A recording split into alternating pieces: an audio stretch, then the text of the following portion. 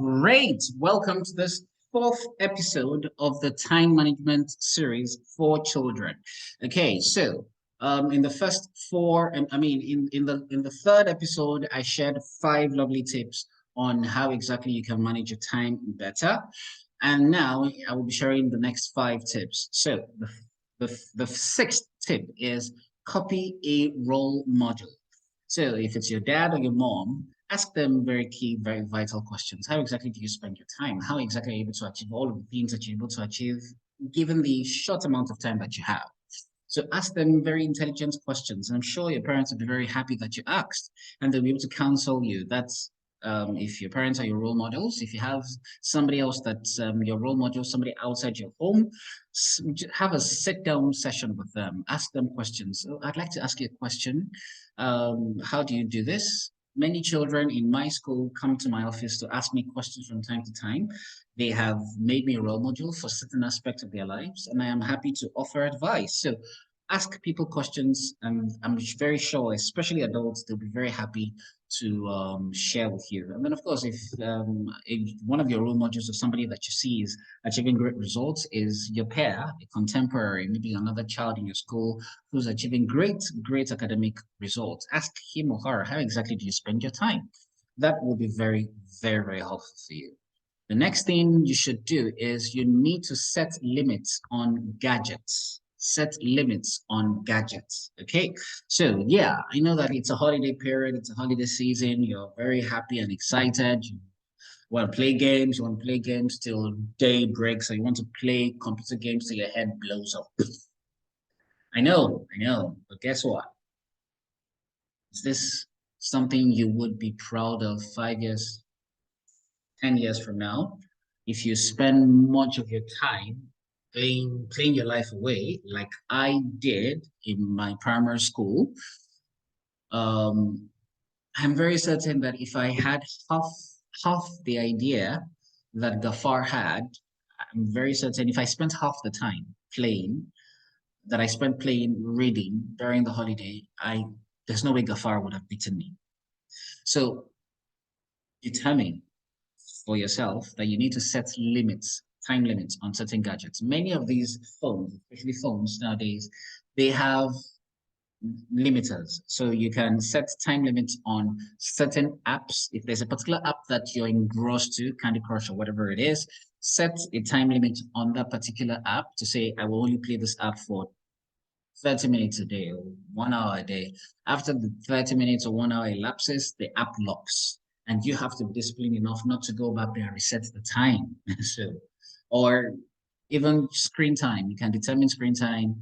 I have about 6 hours daily of staring at screen. That's my time limit. Okay. And then everything turns monochrome, everything just goes black and white. I'm not able to appreciate the view once my time limit is set.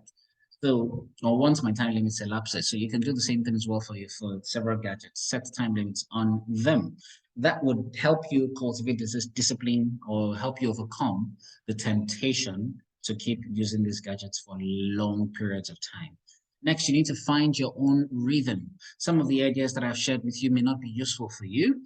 Find your own, find your rhythm. Some of the ideas that you've asked from another pair or another contemporary of yours may not work for you.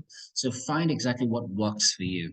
What your dad does may not work for you. Find what works for you. So as you're asking questions around, determine for yourself what exactly would work for you. Now, doing that helps you to be intentional because you're different.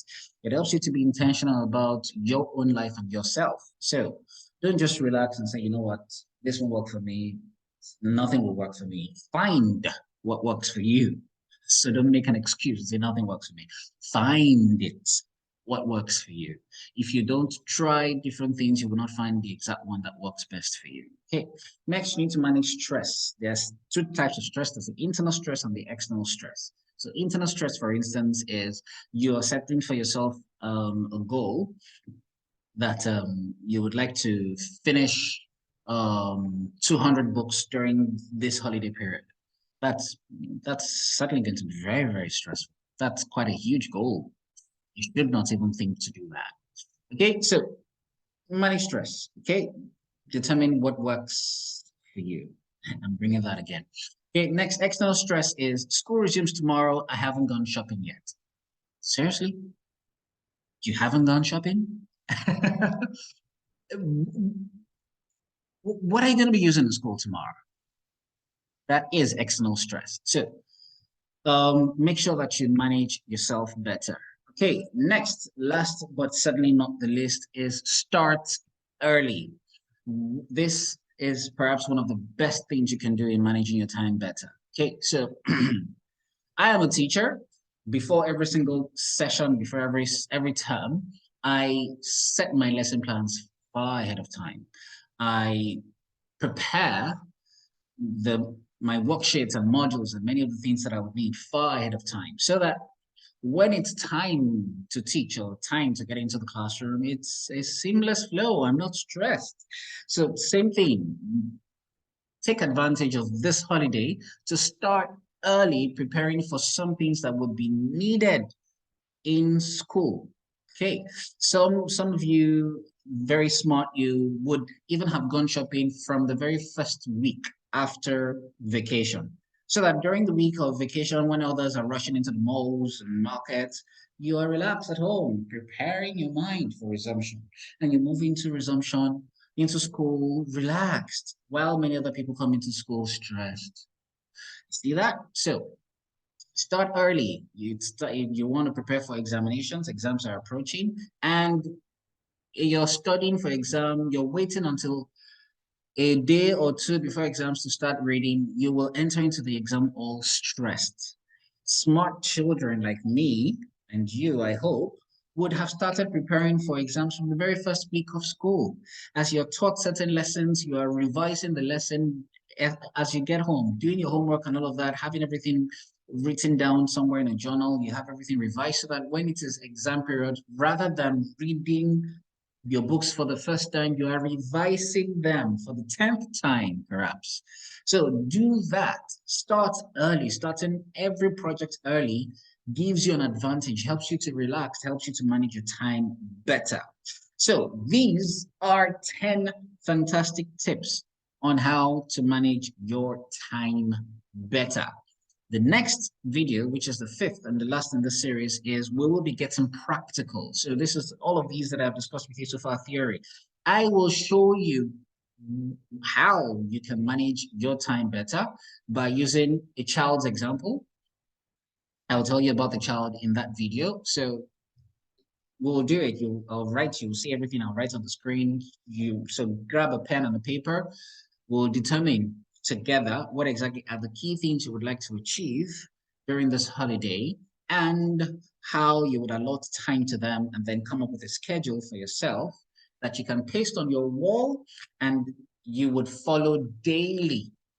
And that way, by the end of this holiday, you would be surprised at how great a result you will have achieved, how different you will become. Like I said, once again, managing your time better simply helps you manage your life better. A person who's smart enough to manage time better becomes successful. So the difference between the successful and the successful people and people who fail, or rich people and poor people, is time management. So I look forward to seeing you in the next video. Thank you for watching.